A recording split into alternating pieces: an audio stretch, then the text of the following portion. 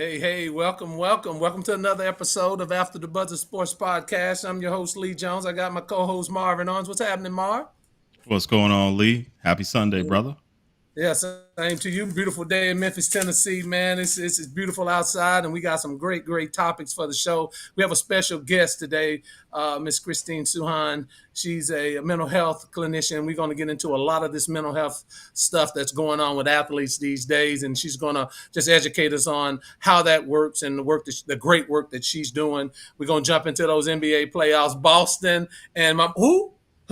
My boys, the Dallas Mavericks, going in the championship. I want to jump into that, man, just to see what you guys think, and I'll tell you what I think. I want to ask the question, Marv, why does Jaylen Brown scare NBA execs so much? And all of this hoopla around Jaylen Brown not being marketable. I want to get the audience opinion about that and jump on that, man. And, the NBA draft, I think it's June 26th, I believe.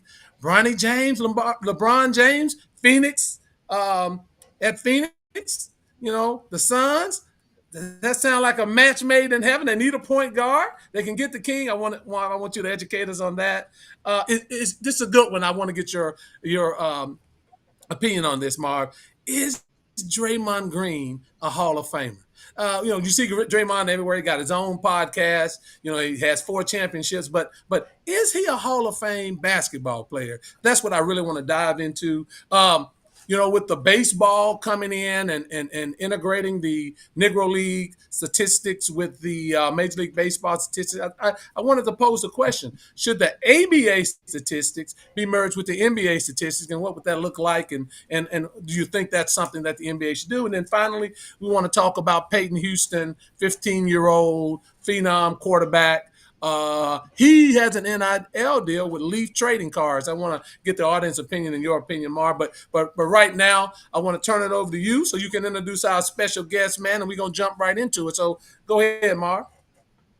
Well, we have a very special person here, and I think mental health is something that a lot of us have dealt with it either personally or indirectly. We know someone who's probably struggled with it, and we wanted to have a conversation about this, but we wanted to make sure that we got someone on here that can kind of lead us in this conversation because, it's just not our wheelhouse. And I think it's important with it being Mental Health Awareness Month. Last month, we wanted to get to it, but we didn't, but we wanted to make sure that we broached it. So we have Christine Suhan on with us, who is a mental health clinician who works in this area, who does great work here. And we wanted her to kind of guide us on this because there's a lot of questions that we have. There's a lot of things that people deal with that from a clinical standpoint that we just don't know about and don't have the right words to kind of discuss and talk about. So we wanted her to lead us in this. And Lee, I know you kind of wanted to start off with the golfer who committed suicide here recently and kind of walk through that and some of the things that maybe people deal with that, especially in our community, within the Black community, we always say, suck it up and get over it and deal with things. And I think it's important for us to have a prominent conversation about that. So first of all, Ms. Suhan, thank you for joining us because we really wanted to get somebody on here that can make us look smart. And I think you'll do that. So, so I don't know Lee, about that, but thanks for having me. so Lee, kick us off because I know you have some. Ms. Suhan, first tell us what you do and tell us from a professional point of view, what work do you do and how you help? And just tell us a little bit about your background and what you do currently as in the mental health field. Yeah, of course. So my degree is actually in marriage and family therapy, which all that means, if you don't know what that means, is I see things from a systemic lens, contextual viewpoint. And I don't actually work much with marriage and family. I do a lot of trauma work. Most of my clients are diagnosed with PTSD or some sort of dissociative disorder. I work currently in Washington State, but telehealth because I don't live in Washington State, but that's the only state I work in right now. And I work with individuals, have some couples. It's great. Sorry. Yeah, doing great work. And it's work that we certainly need out there because as Marv said, especially in the Black community, we always push mental health to the side and we need to have these conversations and talks. Recently, over the past week or so, the golfer Grayson Murray PGA Tour golfer. Unfortunately, he committed suicide, and he had been dealing. And I know his wife spoke about it, but he had been dealing with depression and working on his sobriety, and really had called for help. And he made the comment, and right or wrong, that he felt like the PGA Tour didn't do enough to support him. Can you talk a little bit about how those type of things unfold, and even within the marriage realm, how sometimes when you try to get the family to support them, it's just not enough. So, Ms. Suhan, can you help us there? Yeah, definitely. So obviously I can't speak to his personal journey. Everyone's journey is different, but there's a couple of myths about suicide that I wanted to address. So the first one is a lot of people think that suicide it happens when people are in a lot of pain or really sad. It's actually, statistically speaking, research shows that most people end up choosing to end their life by suicide because they're exhausted from coping with situations that they've been coping with for a while that they don't see a way out of. Whether or not it's because they don't have the tools or they don't have the resources to get the help. But a lot of times it's the exhaustion in and of itself, not necessarily pain or immediate sadness or anything like that.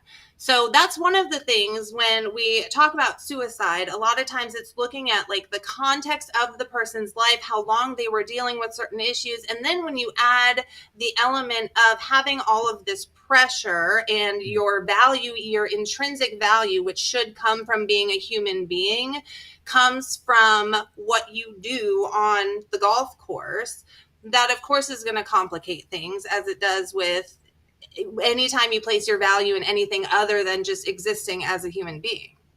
So that is one thing. The other thing with suicide that a lot of people tend to misunderstand is that a lot of people think it's really selfish when people die by suicide, right? And a lot of people that choose to die by suicide are not thinking rationally. So they're not necessarily considering the experience of the people they're going to leave behind, because in those moments, what happens in your brain when you are when you've experienced a life of trauma, which most of us have, whether or not we know it, then when you're triggered, you lose touch with the rational part of your brain. So in those moments when the person thinks that's the only way out, they're not considering the fact that there are family members they're leaving behind or other situations. Yeah, yeah.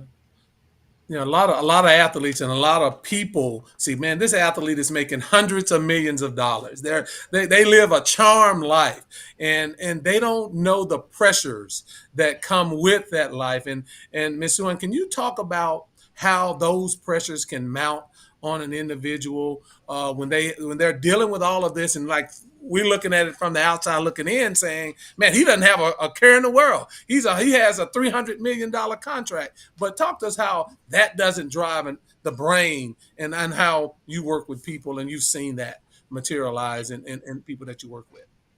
Yeah, and real quick, just because if we didn't say this out loud, if anybody is triggered by this conversation, we do have information on the suicide hotline. Please reach out. We know this is a heavy subject. If you don't find what you need here, feel free to message us afterwards. But yeah, the pressure. So this is something I can speak to just a tiny bit from personal experience, just to kind of enhance the example. But a lot of times when people are born into this world, we are born curious individuals who have nothing but good thoughts about ourselves, right? So a lot of what I use in therapy, I mix a bunch of different models of therapy, but there's this theory called internal family systems, IFS, and it talks about different parts of the human, right? And so the actual core self never wants harm for the self, never wants anything but good things for the self. What happens is we're born into a world that is, look around, look at our world, right? So we hear these messages over and over and over. We get all these negative reinforcement messages that we're not worthy, we're unlovable, all these things. So most of us, by the time we are in elementary school, we have found things other than ourselves to give us value, whether that's the grades, whether that's sports, whether that's, arts, music. So personally for me, I got pretty good grades and I played volleyball. I played all the sports, but really excelled in volleyball. And so senior year of high school, I was an all-state athlete. I had a 4 point whatever GPA. And after I decided that I wasn't going to continue and play college sports, I completely lost myself. I had no idea who I was outside of a volleyball player who gets good grades. So combine that. This is just a tiny, tiny example. But when you're talking about the pressures of professional athletes, right, their value is in how they perform. Literally, because we're actually paying them, right? And so the message to that about the self is that I'm only worthy if I perform this way. And most of the time, it's incredibly high standards that nobody can ever reach. Right. And to kind of juxtapose off that, just given a story myself, you get caught up in the idea of like, this is who you are, right? I was a pretty good basketball player and just good enough to think that you could make something from it, right? That you could become something from it. And sometimes that's the most dangerous thing, right? And when you lose it, then everything that you've been taught and everything that you are is kind of caught up in the idea of Marvin, the basketball player, or so-and-so, the basketball player. And you've learned no other real tangible life skills, right? And then when you talk about guys who have kind of gone on to NBA stardom or NFL, think about Ricky Williams, think about Michael Phelps, think about Serena Williams with postpartum depression that she talked about so eloquently about. Think about Simone Biles, who had to kind of step away. Like, why is it so hard for us to have honest conversations about the fact, even Kyrie, I know you wanted to bring this up, Lee, as well, who's had a journey of mental health issues and even made a statement about it saying that people need to get help. Why is it so hard, particularly within the Black community? What is it about, about being weak and asking for help and feeling isolated? And we say, hey, you just need to get over it. You need to suck it up. In the sports world, we're taught to be tough, but there's things about this that you can't deal with. You don't know how to deal with. Why is there such a stigma around that, Ms. Suhan, that makes it so hard for people to reach out and get help? I think that a big part of the stigma is based on the fact that mental health just recently started becoming affordable and accessible to people. Right. So that has a lot to do with it in and of itself. Is certain communities, certain areas in the country didn't have access to anything and it was way too expensive. So just recently, like I'm talking within the last 5 years, insurance decided that we're valuable enough to pay full price for. So that's changed a lot of just people being able to access things. And I think too, a big part of it is you learn from your parents. The messages you hear is when you are showing emotions, you're weak. Yes. Right. Yes. Yes. And so a lot of it's conditioning and it's just generational. We are just now to a point where people are starting to accept that, actually talking about issues doesn't make you weak. That's actually strength. But I know I grew up in a time period where if you talked about your emotions, it was a self-will issue. Right? Or it was a character defect. It wasn't this is a human experience that we all go through and can relate to. Right. I think Ms. Keaton, I think Ms. Keaton just asked a really great question, Ms. Suhan, that I want you to touch on. What part does trauma play in mental illness? Like I think that was a really important question. And I want you to speak on that because, it's an important question. Yeah, that's a huge question. Thank you for asking that. So first, let me start off with just defining trauma. A lot of people define trauma as these big, what we call big T trauma events, which are car accidents, deaths, like super big. Trauma in and of itself is defined by anything that exceeds your ability to cope at the current moment. Yeah. So everybody goes through trauma. Like we live in a society that creates trauma for us on a daily basis. So what happens to our brain, our body, our nervous system when we experience trauma is a lot of us will have trauma responses created because of a certain situation, right? So I'll just give you an easy example. If I am a child and I have parents that are neglectful and they're not there, I am going to, most of the time, if I reach out for them and they don't respond, I'm going to create these responses that come with a narrative based on how they treated me, right? So the responses might be, I act out to get attention from other people because I don't feel worthy of love. So trauma is a lot of times the base of a lot of the mental illnesses. What happens in a brain when you experience trauma is your frontal lobe is where all of the decision making, like basically it sets us apart from mammals. So rational thought, logic, decision making, all of that is stored in our frontal lobe. So when we experience trauma and we have these triggers, something that mimics something we've already experienced, our nervous system, our brain, the amygdala, the part that holds the emotion, it becomes enlarged and we actually lose touch with our frontal lobe. So a lot of mental illness is consistently re-experiencing trauma triggers and not understanding how to cope with it, ground ourselves in the emotion, and then change the trauma narratives that go with it. Yeah, yeah, Yeah. beautifully. Yeah. Thank you, Robert. Robert Agee talks about trauma. Mental health hasn't always been available to the Black community. Certainly something that we know. And to your point, Ms. Suhan, just insurance, being able to cover it now is huge. It's huge. Nancy McCuiston, I think for the African Americans, it is mistrust of the medical system. Not enough people of color in the mental health field. Certainly. You can speak to that.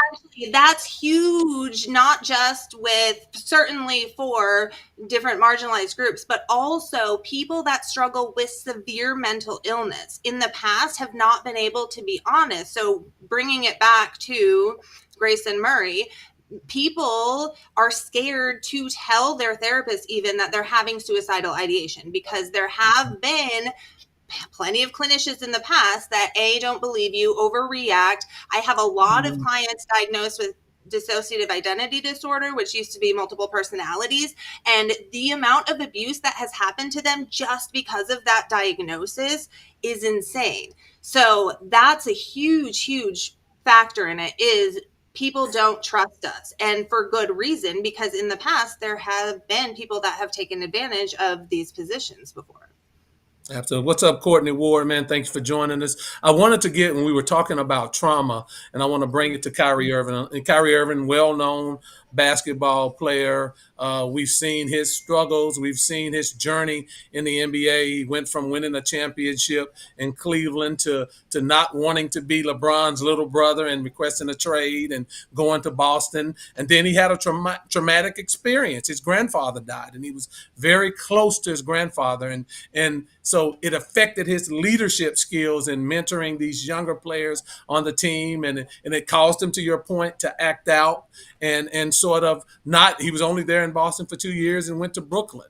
And then we saw some of the things with COVID. So his journey along the way in dealing with that. And he spoke about that he didn't really deal with the death of his grandfather. He was extremely close to him, and he never really faced that as some of the issues that he had. So when we talk about trauma, but talk to us about how you come out of that. What self-realization, because I think Kyrie's at a great place in his life right now. What self-realization that you have to come out of that trauma, Ms. Suhan? I don't know if it's necessarily a self-realization in and of itself, but I think a lot of people, it's important to find some sort of silver lining in what they go through, right? The people that really struggle to come out of really difficult, hard situations are people that continue to kind of take a victim mentality. And, the world did me wrong, so I'm going to continue to suffer because of it. So people that are able to maybe take control of something small, I think that it's important to know when you're talking about coming out of trauma and stuff like that, it's not easy. It's not instant. A lot of people want an instant fix, instant gratification. It's consistently challenging these trauma narratives that we've had forever. When you talk about grief, it's intentionally grieving so the grief doesn't come out sideways. which a lot of us don't take time to do. So what that would look like is you lose your grandfather, you sit down with pictures, with songs that remind you of him, set a timer for 5 minutes. You guys saw the show Shrinking on Apple TV. A lot of people have seen that, but that's actually in the show, the intentional grieving. That's a real thing. You set aside time to grieve so it doesn't come out sideways in other ways, because the worst thing is not processing the trauma and the grief and what you've gone through. So having a safe space to be able to process all of that, to learn, okay, when I'm triggered emotionally, how do I calm my nervous system down so that I can have access to rational thought again? Those are called grounding techniques, right? That's the first step. Second step is cognitive behavioral. How do I challenge these narratives that tell me if I don't play basketball anymore, if I don't do this, I am worthless? Yeah. And just working through that consistently on a daily basis. I wanted to bring this up because, you know, I know we don't have a lot of time with you, but young women in especially the NCAA, college athletics, it's alarming the rate of suicide for young women in college sports, and even college age students. You know, young women, their suicide rate is astronomically high, and I think college athletes is even higher. You had the young lady from Stanford, the young lady that ran track at Wisconsin, you know, committing suicide at a really young age. You know, why do you think the suicide rate among college athletes, especially women, are so high right now? And what can be done to kind of help young women cope with these things and to get the help that they need? I think a lot of it is what we've already talked about, the pressure that's placed on this value or ability to perform. So women already kind of deal with, and I hope I don't get into like a feminist rant, but we kind of deal with, you know, the idea that we are valuable for our body or how we look or X, Y, and Z, right? So a lot of women have struggled in the past to feel like they even belong in rooms that men have been in. So then you add the pressure of, oh, I actually have to perform well, right? So not only do these women have to be super smart, well-spoken, really good athletes, they have to never have a slip up on social media. You know, they can't ever say, they are held to this insanely high standard that's never going to be attainable. And I think that is what causes, especially women, but men too, when you have this illusion of success or the standard that you're supposed to attain that's not actually attainable, then the discrepancy that causes in your brain, that can lead to a lot of feeling like you're a failure, you're worthless, that you're never going to amount to anything. So I think particularly college athletes among women deal with that added pressure and stress and this absolutely unattainable illusion of success and achievement. Absolutely. And again, Cassius, if you could put that text and call-in number up again, because we definitely want to, if anybody's dealing with trauma and need the help, we want to give them the number to call and text. Call or text 988.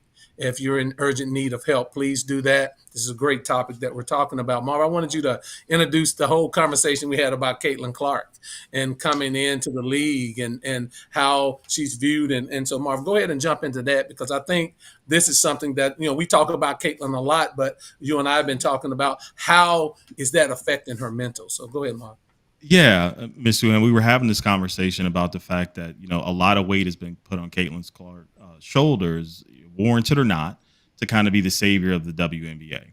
And we found that the pressure has become really, really hard for her. She's gotten off of social media. Some of her teammates have even talked about the struggles that they've had from her fan base, who have been really, really vigilant in defending Caitlin Clark and saying things about, you know, others that have made it really hard for them to perform, to feel worthy. They don't want to say the wrong things. So talk about, you know, maybe what that pressure could be like for Caitlin. I know she didn't ask for it, and I know she's a phenomenal basketball player, but that residual, you know, kind of shrapnel from all of the savior status and complex that she's been given, like mentally, what can that do to a young woman, especially, you know, in the position that she's in, to kind of be tabbed as the savior of the WNBA, and then it's also affecting everyone else that's around her. How do you deal with something like that? I mean, if you ask the Chiefs kicker, he'd say, just go get in the kitchen. Make some soup. No, but yeah, no, that's so valid. And I think it's along the same lines. It's just to add that extra pressure of being the end all be all for an entire, like, I don't even, is it called a corporation? Can we call them corporations at this point? I mean, you can, absolutely. I mean, WNBA is a business, so absolutely. It's a business, absolutely. yeah. So I cannot imagine. I think to be in the position she is in and to be handling it with so much grace as she does, she has to be so grounded and have a really good support system and have safe people that she talks about that she can process all of this with. Because, yeah, to your point, this is absolutely too much for any one person to handle. And I think she's been doing the best she can. I'm interested to see how the next couple of years go for her, honestly. Absolutely. It's going to be huge. One quick question from the audience. I know we have you just for a few more minutes. Ms. Suhan, do you have any info on, this is from Tracy Johnson, do you have any info on how COVID impacted mental health? Oh, yes. Devastatingly, and it's still, interestingly enough, somebody said to me this morning that, like, oh, COVID's pretty much gone. In my world, dealing with clients every day, COVID is very much not gone. There's so many people that their entire lives had to change because of what trauma does to your nervous system, which then creates chronic illness. So there's a lot of people that literally still 4 or 5 years later, their entire lives have changed. They've lost a ton of relationships. I know kids right now, so many teenagers are struggling because of that year that they missed, the socialization that they missed. A lot of people are dealing with isolation. And then I have seen some clients who thrived in COVID and then are dealing with the impact of, like, oh, but now I have to go back to socializing with people and interacting with people. And I did so well from my house on a screen, you know? So it literally. I'm one of those people. Like I don't think I could ever go back and work in an office again and socialize. But I'm one of those people. So so I know their feeling. Yeah, yes, yeah. The hermits loved it. Yeah. So well, I really think that COVID not just affected. I mean, it affected everybody's mental health, whether or not you're aware of it. I guess is what I was going to say. Absolutely. Go ahead, Mark. No. Go ahead, Lee. I was going to say in closing, Ms. Suhan, if you want to tie this up, I know we talked about a lot today, but and certainly we would love to have you back on as things materialize in the world of sports. It's always something that's going on, and all of these athletes and their mental and what people say and how they process. So we would love to have you on often to talk about these things. But if you want to just give us some parting words about mental health and talk to the audience about how they can get help if they're struggling. Yeah, definitely. I think the biggest thing, especially we talked about it being so stigmatized and marginalized, and therapy is not as scary as it sounds.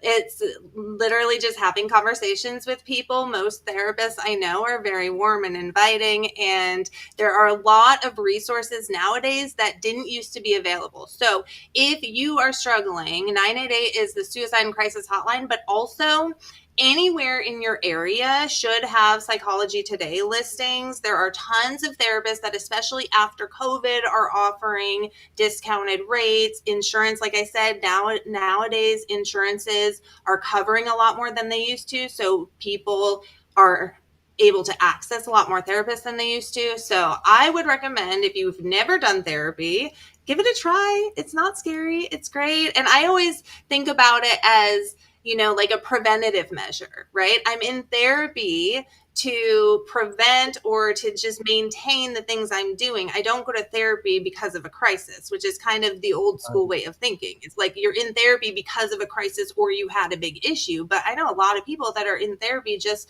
to maintain a safe space and a connection with someone to process life.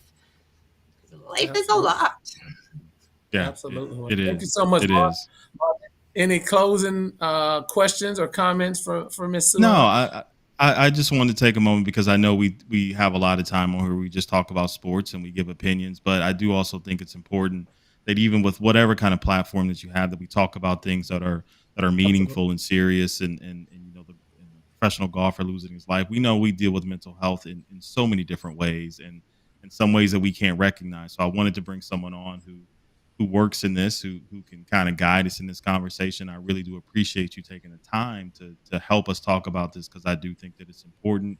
And I do think it should be an ongoing conversation, because while we laugh and we have fun about sports, there is another side of just life and the human experience that we also need to provide a platform for. So Ms. Suhan, I really do appreciate you coming on and taking some minutes. I know you're so absolutely. Thank you. Thank you. And Ms. Suhan, I'm going to need you, because every week I have to decompress after I have this show. It really messes me up. So I'll call you. Just let me know how much it costs. It messes me up all the time. All right, we'll talk about that later. Thank you so much. We appreciate you. Thank you. All right. So, thank you, Ms. Suhan. That was excellent. Great conversation. Again, if you know of someone that needs urgent mental health, call or text 988. Let's get the help that we need, because it's a very, very serious topic. And as you said, Marv, in the Black community, I just don't think we take it serious enough. And we see the challenges that we have. And I think one of the most important things that she brought up is the generational piece, right? Like this is something that we pass on generationally to our families and our kids and whatever the case may be. And we got to break that cycle. We got to let people know that it's okay to have emotions and feelings and to talk about things that are uncomfortable. So I love that she said that, because we know that within the Black community, a lot of things have affected us generationally. We always kind of overlook mental health. So that was an important piece. Especially the kids, man. I as you know, I referee basketball, Marvin. When I see the challenges that these young kids have with their parents in the stands and yelling and screaming and thinking that little Johnny's going to make it to the NBA and he's in the third grade, that's a lot of pressure to put on a little kid. And so yeah, that I really thank her for coming on. So want to jump right into one other topic with Caitlin Clark real quick. The shove heard around the world, Marv, the little elbow, the little push. Let's jump into it. Let's get into it. Yesterday's game with between the Indiana Fever and the Chicago Sky. Caitlin was going to the basket. It was a loose ball, and she sort of threw the elbow up. Didn't connect with Miss Carter, but it got close.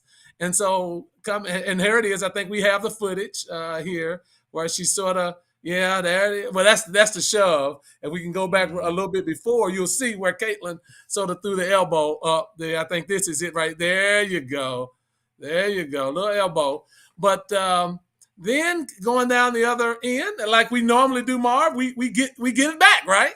We're not, this is a equal opportunity game. And so Miss Carter gave her a little love tap, and the world is losing their minds right now. The world is losing their minds. So Marv, I'm gonna throw it back to you. You played.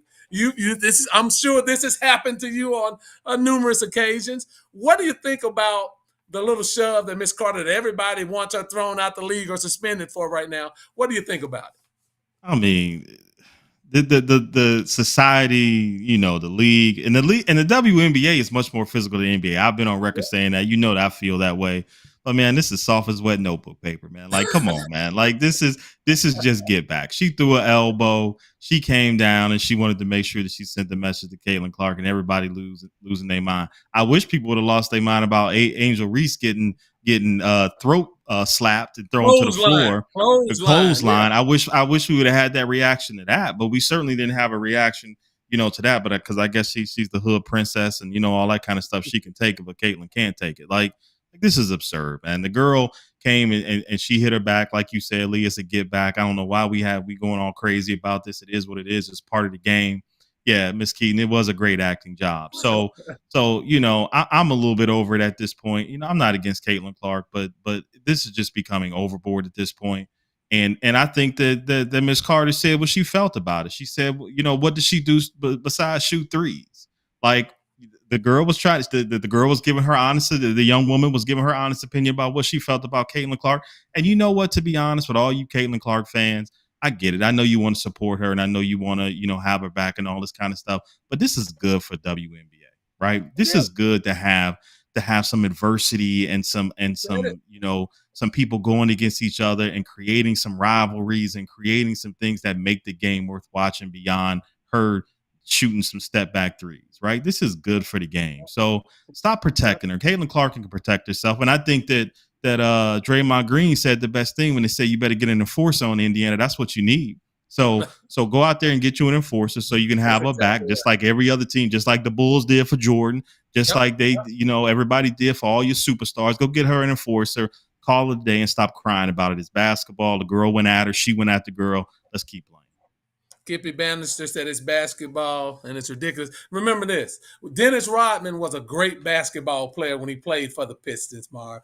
Everybody loved Rodman. He was a great player. But he didn't get the stardom that he had until he started acting out and was a malcontent, but still had the talent. And so, like you said, people like that train wreck. People like that.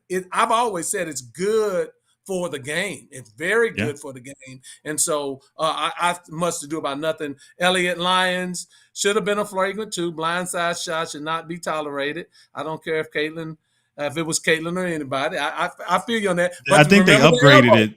I think they upgraded it. Didn't they upgrade it to a flagrant 1? I think they've upgraded it. They upgraded to a flagrant 1, I think, but Elliott said it should have been a flagrant 2, which would have gotten her thrown out the game.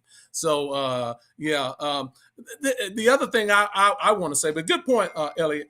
Another thing I want to say is how Caitlin handled it at the press conference. I would have liked her to say something like, "It's basketball, y'all. That was just a love tap. It happens every day. On to the next question."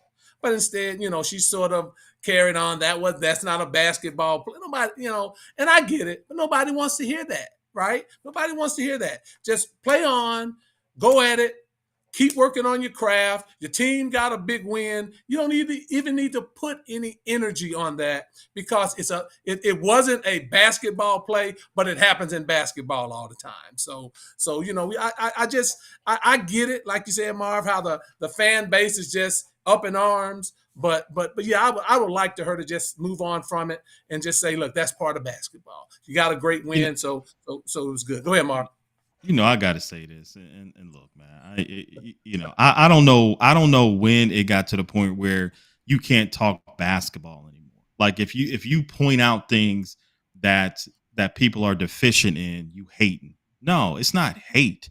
It's just pointing out deficiencies in somebody's game. Like, and I don't get why we got to the point where everybody feels like they have to defend Caitlin Clark. Like, she has deficiencies in her game. Okay, that's just being factual.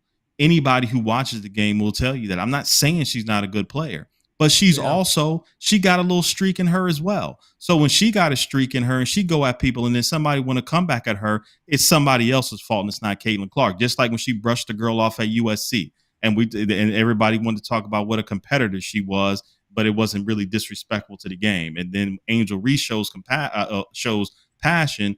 She's hood and she's flagrant and she's aggressive. When Tom Brady showed it, he was passionate. When somebody else did it, they was a menace to the team. When Terrell Owens did it, he was a menace, right? So I don't know. I don't know when we got to this point. Like, this is just basketball. This has nothing else to do with anything. It is strictly basketball. And since basketball has been played, this has gone on. And you lucky that the league has gotten so soft, because back in the day, she wouldn't be going across the lane without getting knocked in the chin or in the chest, like it was back in the NBA and the WNBA back in the days. Like, so you're really lucky. But I just the Caitlin Clark fans just kind of get on my nerves a little bit because I mean, it is what it is, right? To much is given, much is expected, and this is part of what's come with what you've achieved and what you've been given. So this is part of what comes with it. So deal with it. Yeah, you got to play through it. The one thing I always say about MJ, Marv, MJ played through it all, and he became a champion. All the knocks out of the air, all the clotheslining, all of the Jordan rules things, and he became a champion. And that's what I want to see from Caitlin. Just keep grinding, get your team better. They played a good game, got a big win against the Sky. Focus on that and don't buy into the hype. Talk basketball, move on to the next game. Marv, I want to get into this Jaylen Brown thing, man. Jaylen Brown, Boston Celtics. It's unbelievable that NBA executives seem to be scared of this young man. Stephen A. Smith made the comments that some people around the league thinks Jaylen Brown have a "I'm better than you" attitude. Regarding how he presents himself, I would say. I wanted to get your opinion on that. For those that don't know, I just want to read some of the accolades for Jaylen Brown. He graduated top of his class. He's at Cal. At Cal, remember it was at Cal. Yeah, he was at chess varsity team at Cal. Plays the piano and guitar. He took graduate classes as a freshman in college. He was the youngest person to ever lecture at Harvard, offered a NASA internship, and he was the youngest VP of the Players Association in NBA history. This is the young man we're talking. Extremely bright, socially active, socially conscious. And one NBA exec, since people want to drop what NBA exec said, one NBA exec said, well, we don't know if Jaylen Brown will be a great player because he has so many other interests, right? And they didn't want to think that he would be a good draftable player. And can you imagine people saying that in 2024, Marv, about a young man that does everything right, that's a brilliant young man. He negotiated his own contract, both of his contracts. And now my question to you, Marv, is why are people so afraid of him, by saying he's not marketable? And it's just like a character assassination on a good young African-American brother that is a tremendous basketball player. So, Marv, what are your thoughts about that? Well, I mean, my thoughts are, and being in the business world, and we've been in the business world, like, I mean, there's nothing more fearful to most people than a confident, secure, well-adjusted, eloquent black man. Let's just be real about it. You can hate me for whatever, but it's the truth. Jaylen Brown doesn't have to tap dance for anybody. He got a $300 million contract, and he got it on the efforts and the talents that he possessed. That's how he got it, right? But then he talks about bringing back Black Wall Street. If any of you know about Tulsa and do your history, but he's talking about the inequality within Boston and the wealth gap. I think there was a study done that like the black wealth in Boston was $8 as compared to 250,000 to its white contemporaries or counterparts, right? Like the wealth disparity in the city of Boston is just astronomical. And we can go back to the racial disparity in the history of the city of Boston all you want, but somebody who's talking like that is not someone that you get behind, because then you start talking about generational wealth, you start talking about education and disparity in education, you start talking about educating the people who look like you to understand that there are other ways and other avenues to gain success, and we want to teach the new leaders. Like that stuff is not what people, executives, media, they don't want to hear that stuff. They want you to be happy that you got $300 million. They want you to entertain us and tap dance and do Gatorade commercials, but they don't want you to talk about anything that's of substance that's going to help your people and your community. And we all know that this has been a story since the beginning of time. So I don't think Jaylen Brown cares, because I think he knows who he is. I think he knows where he comes from, and he's got a plan.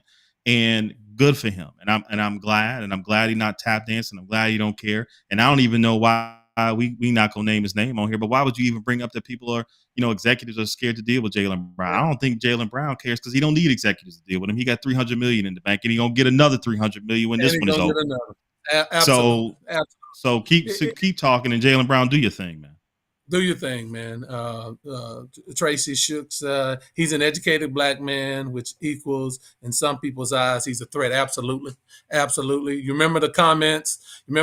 Shut up and just dribble the ball. That's some of the things that are still in people's minds as we talk about that, just in people's mind of how they view these young, talented African-American athletes. And so to your point, Marv, I'm not going to say the individual's name, but there was no reason to bring that up. No reason. Okay, one exec feels that way. Who cares? Who cares if one exec feels that way? And I'm not a huge Isaiah Thomas fan, but I commend Isaiah Thomas for calling him out on that, because that was silly. That was silly. And that's something that, we need our black leaders that have their platforms to understand. You don't see our, Caucasian counterpoints doing their athletes like that. Why do we do our athletes like that? It's a shame, and it's discouraging to young black men that are coming up. Want to jump into that? Go ahead, Mark. Let me say this real quick too. And it's there's power in just his presence, right? And everything that Jaylen says feels like it's calculated. Like he's not mincing words.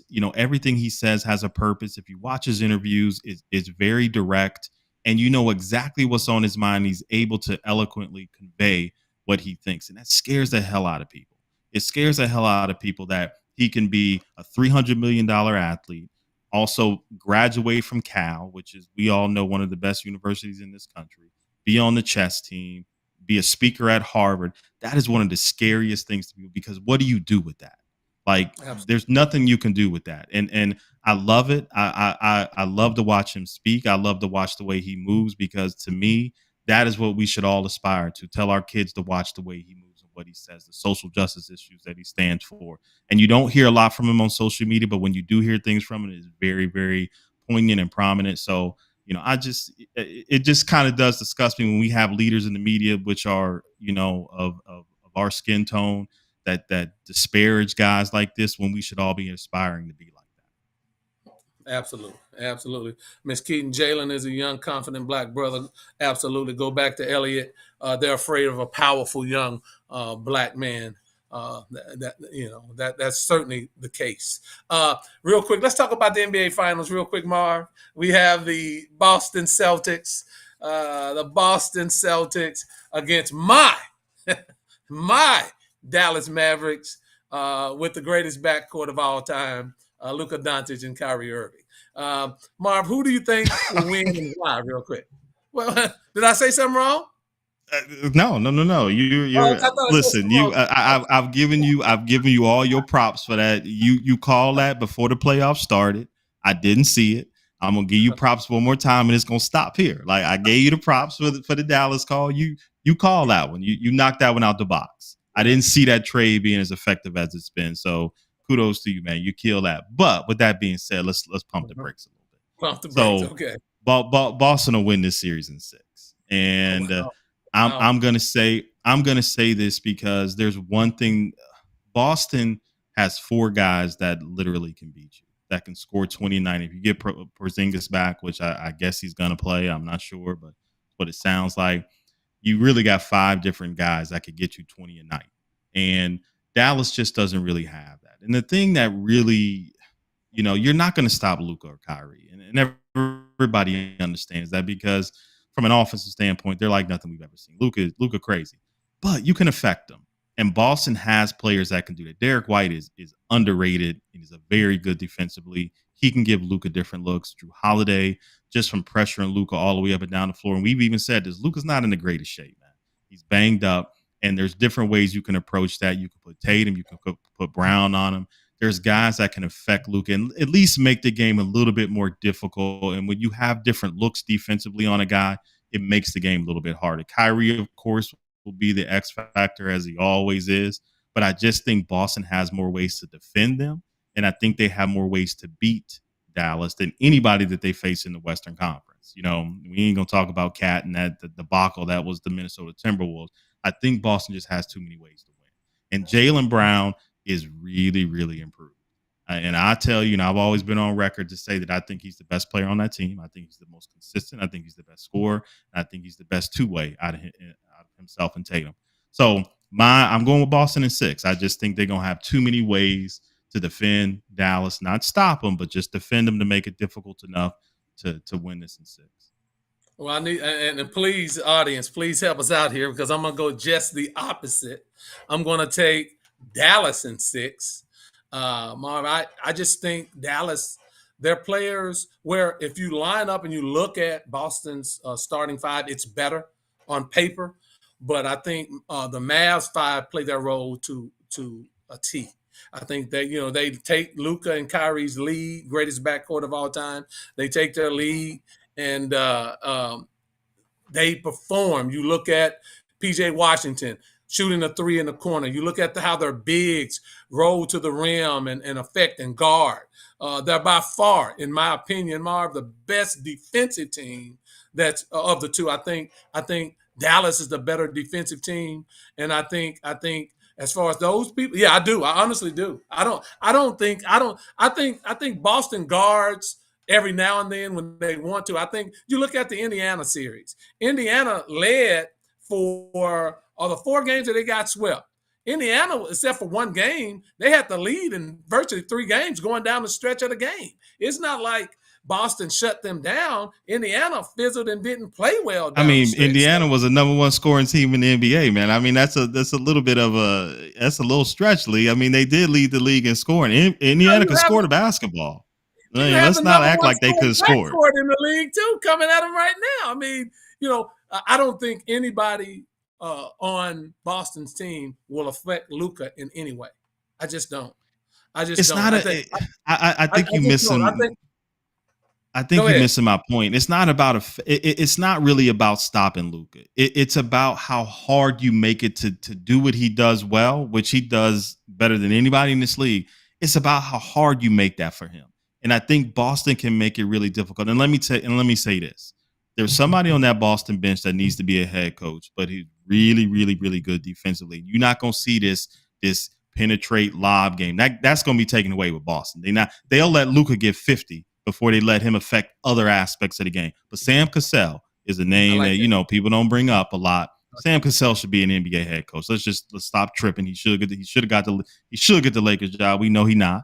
But he's really, really good in these type of matchups. So watch Boston defensively on what Dallas does really well is penetrate and make people collapse and kick. I think Boston is going to live with Luka doing what he does, and he's not going to let him affect the game in different ways besides scoring. And they're going to I'm telling you, they're going to wear Luka down. We both know he ain't in great shape. Well, all I know is this. When they play Boston, and let me ask you real quick before I go, who has the better half-court offense, Mom? Boston or Dallas? I mean, are we talking about individually like player, or are we talking about offensive sets? I mean, Boston has better offensive sets. I'm just saying, getting into their sets and running and getting their action. You think Boston do? I like what Luka and Kyrie does. But who are Luka and Kyrie gonna guard? Because you got 4 on Boston guards that can give you 20 a night. You got Derek White, and don't act like Derek White can't give you 20. I like Derek White. Drew Holiday can give you 20. And Tatum and Brown can give you 30. Who are Luka and Kyrie gonna guard consistently? Because that's 4. They only had to worry about one person on Minnesota. Cat was trash. Nas Reed was the second best player. So you could hide Luka and Kyrie in that whole Dallas series. They hid the hell out of them 2 in that series because they weren't worried about nobody else. How you gonna hide them in this series? Best defensive team in the playoffs right now. Mavs in 6. Y'all help us out. Break the tie by Mavs in 6. I want to move on here. We're definitely going to be able to talk about this more. I'm going to skip. I want to get into this question about LeBron and Bronny real quick. And we're not going to spend a lot of time on this, but I want to ask you this.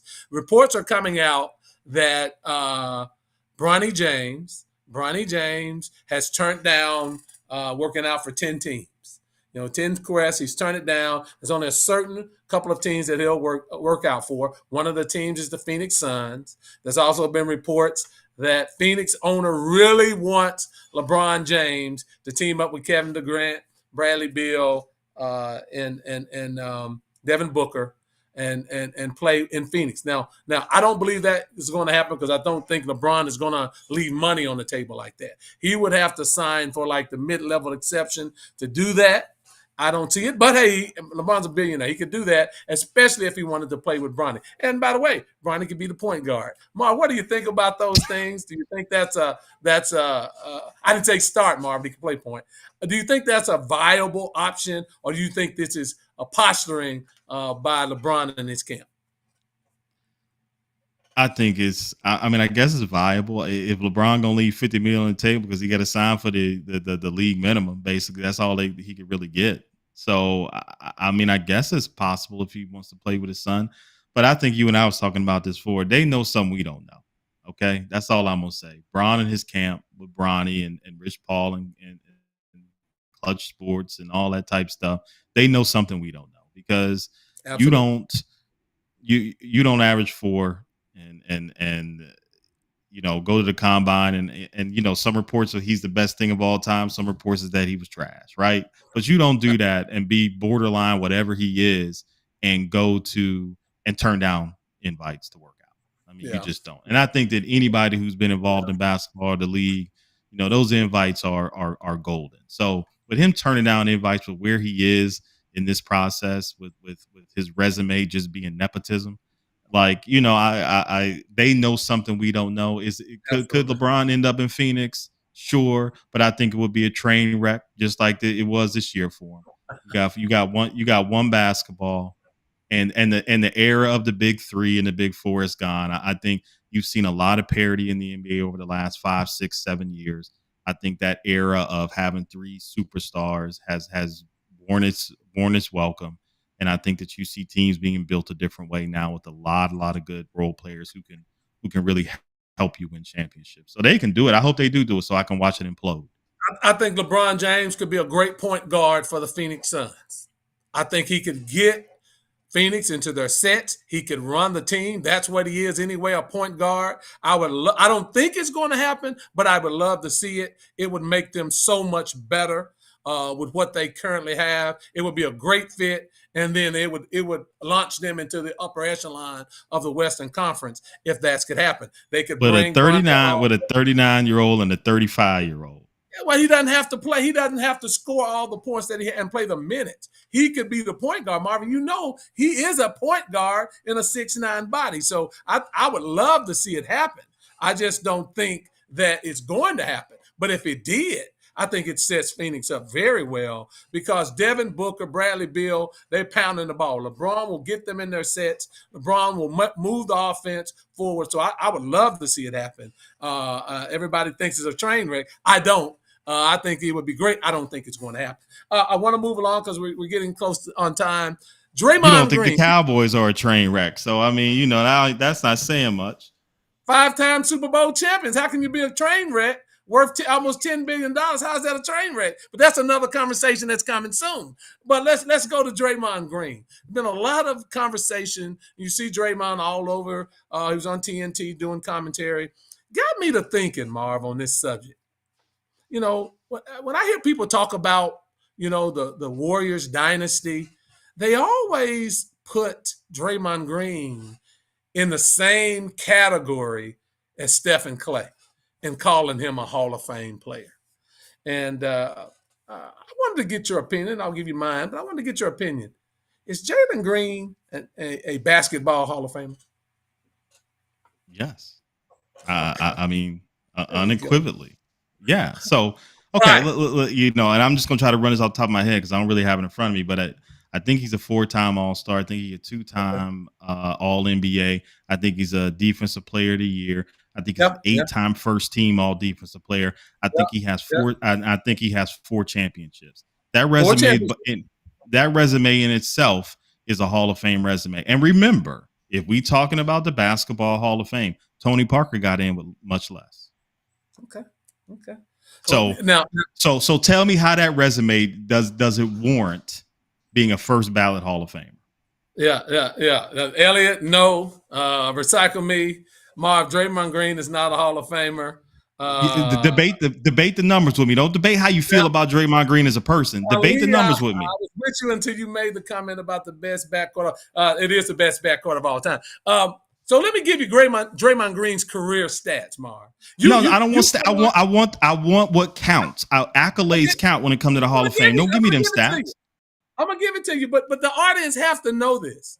He averaged, this is career numbers, 8.7 points, 7 rebounds, 5.6 assists. He shot 45% from regular field goal percentage and 32% from 3-point. Now, let me give you a comp. Robert Horry has 5 championships. Robert Horry averaged 7 points, 4.8 rebounds, 2 assists, shot 43%. All right. Ron Harper has 5 championships, 13.8 points a game, 4.3 rebounds, 3.9 assists. They're all comparable, if not better than Draymond. Why does he get why does he get the nod? And then the last person I want to throw out to you, Marv, Rudy Gobert is a 4-time defensive player of the year. He averaged 12 points, 12.7 points, 11.8 rebounds, shoots 66% from the field. Is he a Hall of Famer? So what makes Draymond Green? Yeah, they won 4 championships. I agree with that. But Ron they never Harper won has a championship. 5. They never won a championship without Draymond. And don't give me the Ron Harper comparison when you was playing with Jordan. Are you telling me Steph and Clay Jordan? No, what I'm telling you is, so when they lost Draymond in that Cleveland series, they no. You brought up championships. I'm talking specifically championships. And you're gonna tell me somebody that played with Michael Jordan that Jordan carried because he got 4 rings is a championship. He has 5. He has more than Draymond. The Warriors never won a championship without Draymond in the lineup. What difference does that make? What difference does it make? Shaq that makes all the clearly he was a catalyst and the Lakers also got swept with Robert there. You know, and LA, you right, he my Bama boy, and we gonna ride all day every day, but I'm just keeping it real. I mean, 8 all defensive teams, 4 championships. So Tony Parker was better than Draymond. Yes, absolutely. Tony Parker was better than Draymond. Yes. So you think that the Spurs don't win the championships without Tony Parker? I think the Spurs don't win the championship without Tony Parker. Yes, Tony Parker played a significant role. Look, we'll put a pin in. I'm just gonna tell all y'all he's a first ballot Hall of Famer, and he will be in the Hall of Fame. People look at Draymond in a light that I just can't stand. What 8 points a game, 7 rebounds a game. We're giving out gold to my guy Dion's credit. They're just giving out gold jackets now. They're giving out gold jackets. He's a good player. He's a good role player on a championship team. But Hall of Fame? Y'all call Draymond Green a role player. He's a good player. He's a good player. Draymond Green, the reason, and anybody will tell you that the only reason Steph is who he is because of Draymond. If you watch, I'm talking about in terms of his efficiency and his ability to do what he does. If you watch Golden State play, who is the person who runs their offense? When Draymond plays? Who facilitates everything that Golden State does? It's not Steph. It's not Clay. It wasn't KD. It wasn't nobody. And the reason they couldn't win a chip was because they didn't have him. He facilitates everything that they do. Name me another player that's in the Hall of Fame that averaged 8 points, Mar. 8 points if you give me 4 All-Stars and you give me a defensive player of the year, you give me 2 All-NBAs, you give me 8 defensive team, 8 All-NBA defensive teams, you give me 4 championships, that's a hard resume to beat. Rudy Gobert then is a lock for the Hall of Fame, isn't he? With 4 decent players, he don't have no championships. He needs championships. He got 4. He has 4 defensive player of the year. He averaged more points. Look. Since we got so much time, pull up Tony Parker's career stats. Then pull up Tony Parker's career stats. We'll get that next week. But you're recycle me. Golden State didn't run the triangle. It was far from the triangle. Like, don't do that. But you're telling me that there's another guy in the Hall of Fame that average, let's give him 9 points a game, 7 rebounds a game, and 6 assists. There's another player in the Hall of Fame that averaged that. So let me ask you this. So gold jacket. I think that's the difference between you and I. I think that's the difference between you and Ali and a lot of people who watch basketball. See, a lot of y'all get caught up in the scoring and the points per game. That's what a lot of y'all do, and you want to throw these beautiful stats back at me that don't really affect winning. I got guys that average 30 that can't sniff a championship.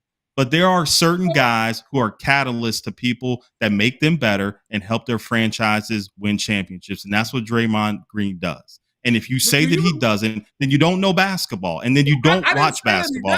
If you not saying you, but other people. Do you remember all the big shots that Robert Horry hit during that stretch where the Lakers won 3 straight games? Sure. He played his role. He did everything that he needed to do. And I think Robert Horry has 6 championships. So why isn't his impact similar in playing his role with the Lakers as Draymond Green's playing his role with the Golden State Warriors? I don't see it. Look, I've stated my case, and when Draymond is a first ballot Hall of Famer, I want all y'all to come back and just tell me that you're sorry and that Marv, when it comes to basketball, you the end all be all when it comes to basketball. That's what I want from all of them. I'll say it, but Marv, he will be the lowest average of points ever inducted into the Hall of Fame.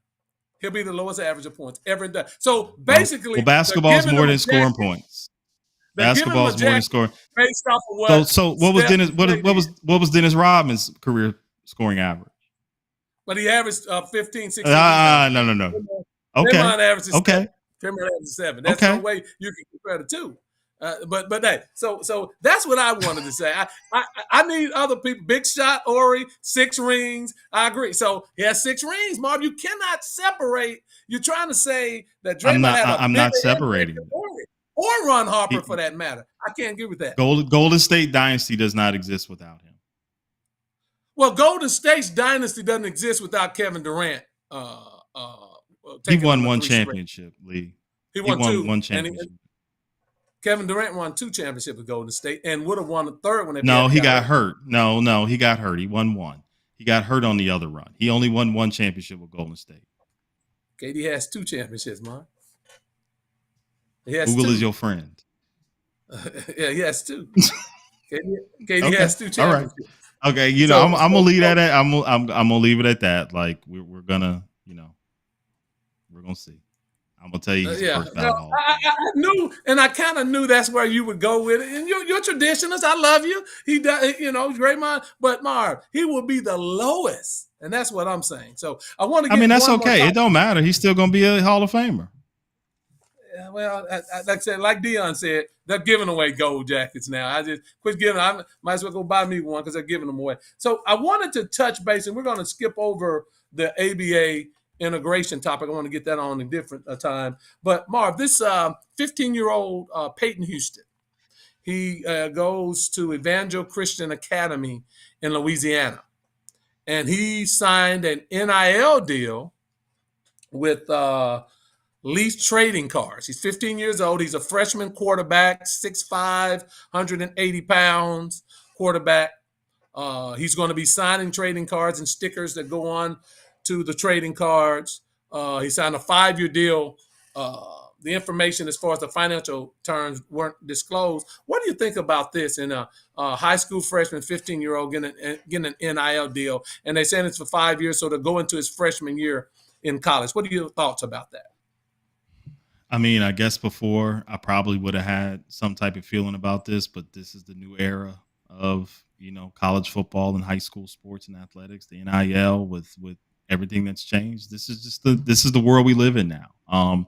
I guess the details would be interesting to see. The devil is in the details, as they say. Yeah. We don't know how the contract is structured.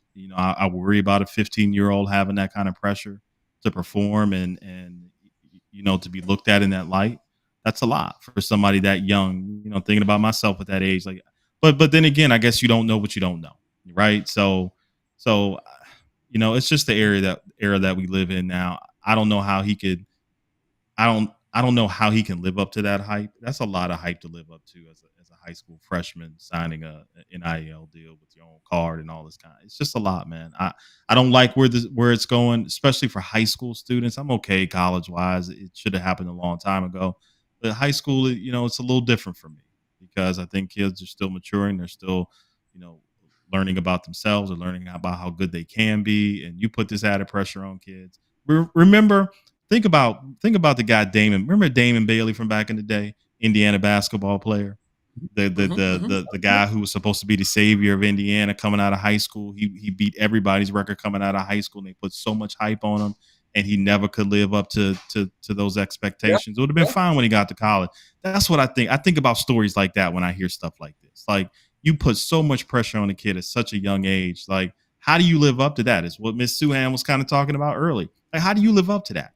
How do you live up to a standard of having your own card at 15 years old? Well, I mean, and great points. I don't necessarily agree with it. I think it's great for the kid and their family.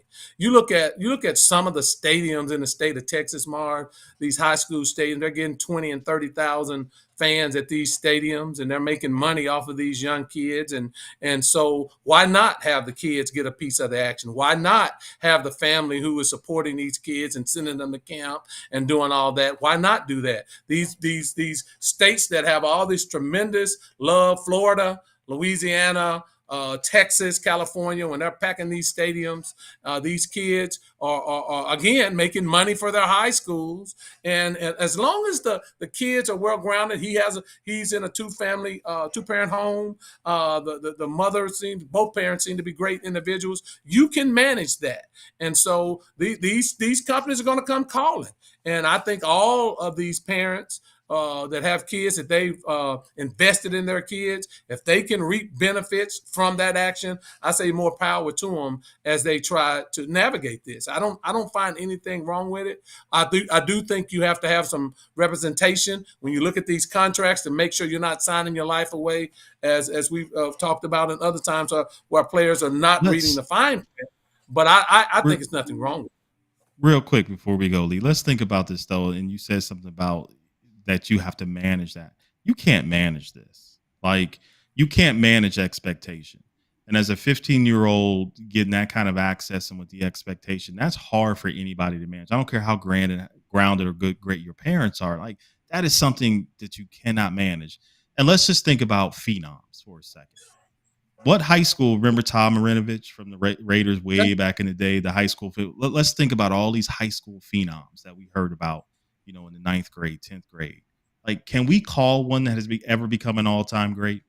It's always the guys that you don't hear about that become, like, I don't know any phenoms that at an age of 15, because there's been plenty. He's not the first, but there's been plenty. And I could be wrong, but there's none. And I've got a pretty good sports history knowledge. Mm-hmm. I can't name one that could live up to those type of expectations at that age. At some point, we got to protect kids. You're not ready to deal with this. I don't care who your parents are, how grounded they are. It's a different world when everybody, once you step outside of the house, is telling you how great you are. And at 15 years old, if you don't live up to that expectation, talk about mental health issues. Talk about the things that we were talking about earlier. That's just ripe for it. Like, and that's what scares me. I'm all good with people getting paid and getting money and all that kind of stuff. We got to protect kids at some point. But yeah, and absolutely. I think that you can do both, though, Marv. I don't think there's an either or there. Tom Marinovich's dad was over the top. I mean, and you don't live through your kids, you protect your kids. And I think you can do both. I think there's not a ceiling on what you can do with your kids. And let's be honest, the kids are being exploited anyway as they're playing. So everything we're talking about is happening anyway. And if the parents have invested in their kids, sending them to camp, spending all this money, I think they should reap the rewards. Make sure you like and stream and like, comment, pass along the word about the show. This has been another great show. It's been great having you all in all of the comments. Just a few comments to wrap it up. You're right. Some of these high school stadiums are bigger than some of the HBC stadiums. Absolutely. Thank you, Ms. Keaton. Elliot Lyons said he 100% agree with you, Marv, that you have to draw the line somewhere. Good punt, Miss Keaton. Look, guys, it's been a great show. Again, this is how we tackle it. This is how we go. That's my guy. I love this guy, man. A little misguided on some topics, but I love him, man, because he always brings the fire every week. I'm Lee Jones. That's the Hall of Famer Marvin Orange. Y'all join us again next week. Tell everybody about the show. It's been After the Buzzers podcast on ISF Productions. Y'all have a good evening.